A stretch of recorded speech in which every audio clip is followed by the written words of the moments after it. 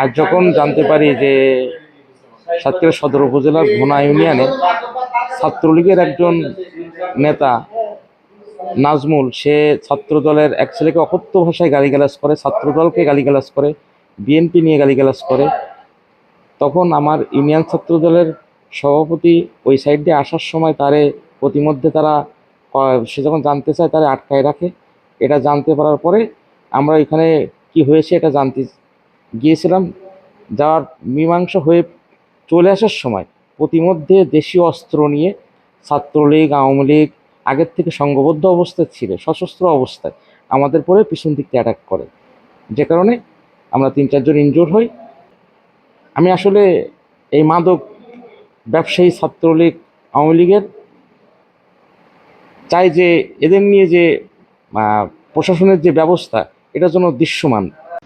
ছাত্র দলের নামে নানাবিধ কটূক্তি করতে থাকে ছাত্রলীগের কিছু নেতাকর্মী, এবং বিএনপির নামে কটূক্তি করে। ছাত্র দলের ইউনিয়ন সভাপতি আহ, তিনি হচ্ছে গিয়ে ওই ঘটনার প্রতিবাদ করে। ছাত্র নামে কটূক্তি করার প্রতিবাদ করার কারণে তাকে যুবলীগ এবং ছাত্রলীগ, আওয়ামী লীগ নেতাকর্মীরা তারা একটা ঘরের ভিতরে আবদ্ধ রাখে। সঙ্গত কারণে বাকটি হলো ছাত্র দলের উপজেলার সভাপতি এবং ছাত্র দলের জেলা সিনিয়র সভাপতি। সে তাকে উদ্ধার করতে পারে। উদ্ধার করতে গেলে ছাত্রলীগ, যুবলীগ এবং আওয়ামী লীগের সশস্ত্র সন্ত্রাসীরা তাকে পরিকল্পিতভাবে আমাদের 10 থেকে 12 জন নেতাকর্মীকে মারাত্মকভাবে তারা আহত করে।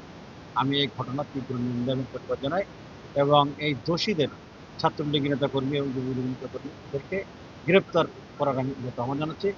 বাংলাদেশ জাতীয়তাবাদী ছাত্রদল সাতক্ষীরা জেলা শাখা সিনিয়র সহসভাপতি মঞ্জুরুল আলম বাপ্পির উপরে আজকে যে নেককারজনক হামলা হয়েছে তার জন্য তীব্র নিন্দা ও প্রতিবাদ জানাই।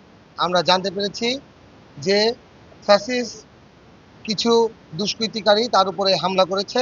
আমরা তাদেরকে গ্রেপ্তারের দাবি জানাচ্ছি। দ্রুত তার তাদেরকে গ্রেপ্তার করতে হবে, নইলে বাংলাদেশ জাতীয়তাবাদী ছাত্রদল সাতক্ষীরা জেলা শাখা রাজপথে এই উত্তোলন করে তা আদায় করবে ইনশাল্লাহ। কেন্দ্র করে আজকে আমাদের ছাত্র দলের নেতা কর্মীদের উপরে এই যে আতর্কিতভাবে হামলাটা চালানো হয়েছে, আজকে রাত 9টার দিকে, আনুমানিক 9টার দিকে তারা আমাদের 10 থেকে 12 জনের উপরে আজকে হামলাটা চালাইছে। এর থেকে 4 জন এখন গুরুতর আহত আহত আছে, আর বাদ বাকি 2 জন এখন প্রাথমিক চিকিৎসা নিয়েছে। ঘটনার সূত্রপাত মূলত আমাদের বিএনপি ছাত্র দল নিয়ে ওই ছাত্রলীগের নাজমুল অগাত্য ভাষা একটা গালি দিয়েছে। সে গালি শুনলে মনে হয় বিএনপি ছাড়া করে তাদের হৃদয়ে রক্তক্ষরণ হবে। এবার ওই ঘটনার পর আমার জাহিদ ভাইয়ের বাসা, জাহিদ ভাই যেহেতু ইউনিয়ন ছাত্র দলের সভাপতি, তার বাড়ি পাশে বাসা। জাহিদ ভাই এটা দেখেছে, দেখার পরে এটা বিষয়টা বাপ্পিয়ারে জানাইছে, বাপ্পিয়া সদর উপজেলা ছাত্র দল তারা জানাইছে। জানানোর পরে বাপ্পিয়া বললো কি, মানে আমরা ছিলাম মানে কোনো ঠান্ডা মাথায়, তোর একটু ডাক হয়ে যে কি জন্য বললো এই কথাটা, যে আওয়ামী লীগ ওই বিএনপি ছাত্র দল মানে খারাপ বিষয় ভয় যাচ্ছে আমার কাছে, শুনলে আমরা শুনতে পারবেন, সে বলা যাচ্ছে না মুখে। তারপরে জাহিদ ভাই ডাকতে গেল আমাদের নিয়ে ভালোভাবে, ওর কাকু বললে, বল কাকু তোমার একটা ওই মানে যাই ওর কাকু বলি রে কিছু, কাকু একটু বাপিয়ে কথা বলবো, এটা হাঁটো। আমি বললাম ভাই এরকম কথা বলি তো ভিডিও, তো অস্বীকার করতে তখন বলিনি। আমি ভয়েস শোনাচ্ছি, ভয়েস তো আছে, ও তো অস্বীকার করার কিছু নেই। তারপরে আর ওর বাপ হয়েছে হঠাৎ করে, ওর কলার টাল কিছু ধরিনি মনে করেন, বলি কলার ধরলি, আমার ছেলে কলার ধরলি, এই বলি তো মনে করেন না তোলপাড়া। তারপরে দেখি 7-8 জন এসে এসে গেছে, আমাদের মতো বেরিয়ে আসা সম্ভব অসম্ভব, আমার মতো 4-5 জন ছেলে মিলি, আমরা কোনো মারামারি বলতে পারবো না যে এরকম সহিংসতা করেছি কোনো সময়। তারপরে মনে করেন ওখান থেকে জাহিদ ভাই আটকে রাখলো একটা ঘর। আর আমরা ওখান থেকে ঝামেলা করে বেরিয়ে আসলাম, আমাদের মোটরসাইকেল ছিল 2-3 জন, সেখানে আটকে রেখেছিল। পরবর্তীতে আমরা নিয়ে চলে আসলো। আর বাপ্পের বিষয়টা জানালাম।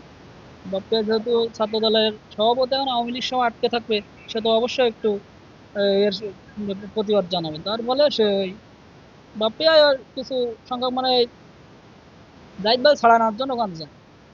যাওয়ার পরে ওই জাহিদ ভাই ছাড়ানো হলো, অতর্কিত আসার পথে অতর্কিত হামলা, রড, জাহিদ ভাই দিয়ে হামলা। অলরেডি জাহিদ ভাইয়ের অবস্থা আশঙ্কাজনক।